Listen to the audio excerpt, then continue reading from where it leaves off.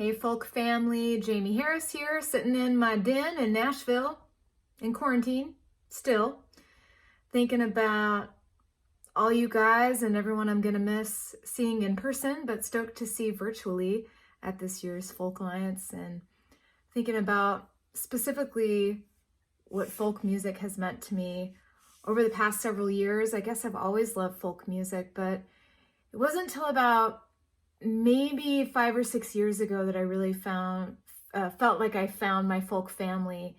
And I guess my folk story is that I was arrested for drunk driving in February of 2014.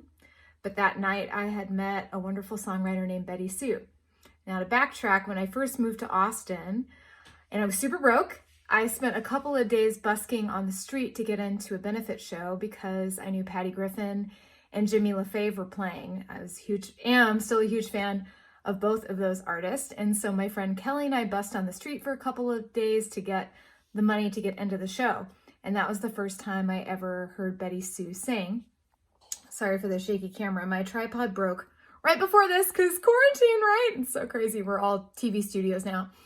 Anyways, that was the first time I heard Betty sing, and I fell absolutely in love with her music. And fast forward to 2014, and I ended up on a show with Betty, and she was super kind and gave me her phone number. It was awesome. Well, 5 days later, I got out of jail, and the first message I got from anyone that was unrelated to me being in jail was from Betty, and she asked me if I would be interested in opening a show for her in a few months, and I thought maybe I could stay sober long enough to open that gig.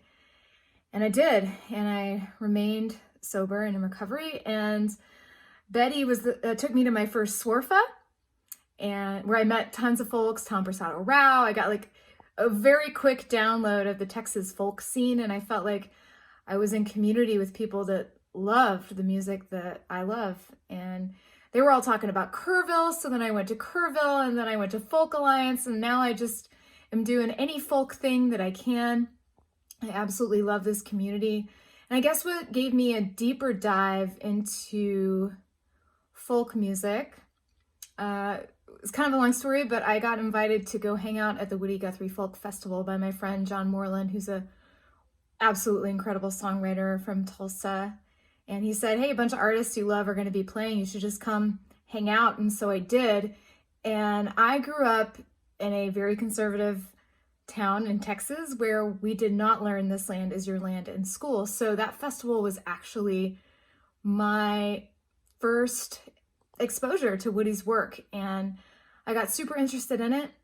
And I went to the diner with Jimmy LaFave not long after that, and he hipped me to a lot of cool books to read about Woody, and hipped me to the Project Ribbon a Highway tour that he had done, and just expressed a lot of encouragement for me and my search into Woody's work. And the Woody Guthrie world has brought me deeper into the tradition of folk music. And every time I get to go to the Woody Guthrie Center, I'm just completely blown away by what I see there. And it's always a reminder to remain courageous in my artwork, to insert humor when I can, to not take myself so seriously, to dig into the deep human experience, the universal, tap into that, because it allows us to be connected to each other.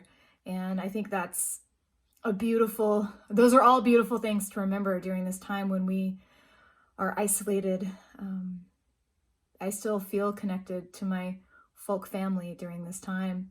And I'm really excited to see everyone, I guess, coming up soon in February online.